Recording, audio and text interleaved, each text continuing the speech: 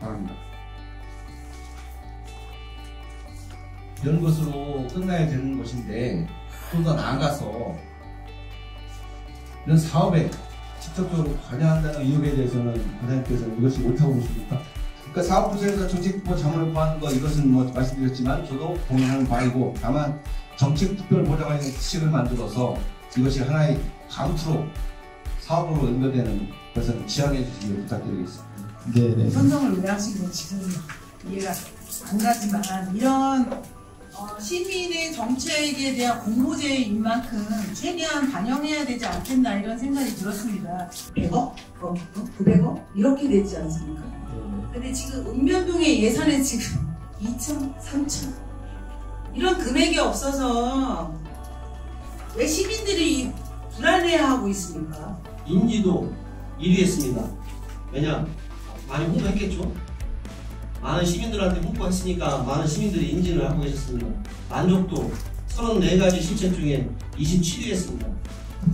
이런 사항에 대해서 다시 한번 말씀드리지만 23년 2월 이후에 이런 내용에 대해서 특보가 관여했다는 내용에 대해서 일자리 경제과에서 보고한 건 없었습니다. 그 중요한 사업이라고 했을 때 그 실과장들의 태도, 예산이 삭감됐을 때의 그 대하는 태도가 어땠느냐, 이런 거 좀 지적을 하고 싶어요. 이런 부분에서는 어떻게 해서 나중에 2025년도에도 예산이 편성이 되면 의회를 어떻게 이해를 시킬 거냐, 예산이 편성을 하는 목적이 다가 아니다. 한결같이 답하시는 부분이 뭐냐면, 신속집행 운영 때문에 본예산 때 일부만 편성이 되어 있습니다. 그래서 수경에 올라왔습니다라고 대답을 하시거든요. 신속집행 본예산을 가지고 신속하게 예산을 집행하시는 것이 맞지, 예산 필요한 예산을 잘라서 신속집행은 아니라고 봅니다. 저는. 엄마 감사진행과 의견조정을 지원아동센터 위원회는 복지심의위원회로 조례에 따라서 좀 대체하는 부분이 있기 때문에 이 부분에 대해서 말씀드리진 않겠지만, 전반적으로 위원회의 개최가 좀 저조하다라는 부분을 좀 지적하고 싶은데 어떻게 좀 바라보십니까? 적어도 운영위원회가 좀 내실 있게 운영이 되려면 지금 한 번도 이루어지지 않지 않았습니까? 그럼 적어도 사업계획서 정도는 같이 좀 논의를 하는 게 기본적으로 위원회가 존재하는 이유라고 봅니다. 앞으로 부가 많다 보니까 바깥 돌봄이 정말 필요하거든요. 그래서 아마 이것도 운영이 되는 것 같은데, 578페이지에 보면 힘들게 지정이 됐음에도 불구하고 취소를 포기를 하는 어린이집이 있어요. 그래서 제가 말씀드리는 거는, 그러니까 우리 아이가 야간 연장 어린이집에 다니질 않아요. 그런데 우리 아이가 그 혜택을 받았으면 좋겠어요. 그러면은 24시간 보육 어린이 시설이 아니고 어디를 이용하면 된다는 거죠.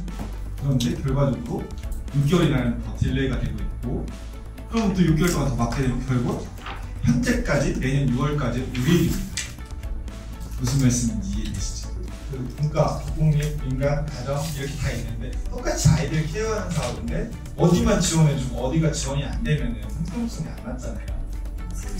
도연이 현안 사업으로 해가지고 하시는 건 너무 좋은데, 우리가 지금 돌봄센터에 지금 지원을 계속 하는 게 그냥 뭐 리모델링비, 뭐 프로그램비 이런 것보다도 좀 질 있게 부족한 부분은 예산을 더 세울 수 있는 방안을 좀, 이 부분 같은 경우도 우리 아이들한테 피해가 안 가도록 하셔야 될 것 같고요. 그 다음에 워낙 이 일이 사업이 많으니까 관리 감시를 하러 나갈 수 있는 게 한정적이잖아요, 그죠? 근데 균형이랑 식사에는 영수증에는 너무 그게 안 보이는데요? 그리고 고기, 뭐 생선 이런 거는 잔뜩 사요. 잔뜩 사는데 희한하게 조미료 같은 게 들어가는 게 하나도 없어요. 제가 첫날부터 누누이 말씀드리고, 이거를 볼 수 있는 눈이 필요하다. 이 서류를 볼 수 있는 눈이. 그거는 진짜 교육밖에 없어요. 제가 왜 지방보조금 조례를 하면서 교육이라는 단어를 왜 넣는지 아세요?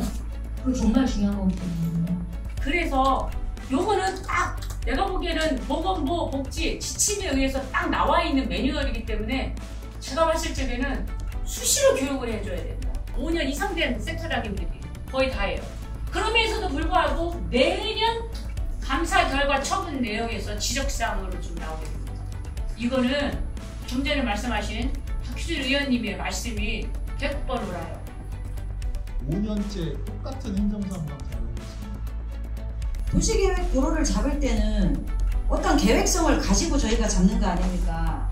그렇습니다. 저희 항상 저희 5년마다 재정비 수립 영역 하시죠? 바로 신창 쪽으로 돌아가는 바로 뚫리는 도로잖아요. 네, 저희도 그건 공감합니다. 그리고 방충지구 할 거 아닙니까? 그렇게 되면 그냥 원코스로 가는 거예요. 정말 필요한 도로고.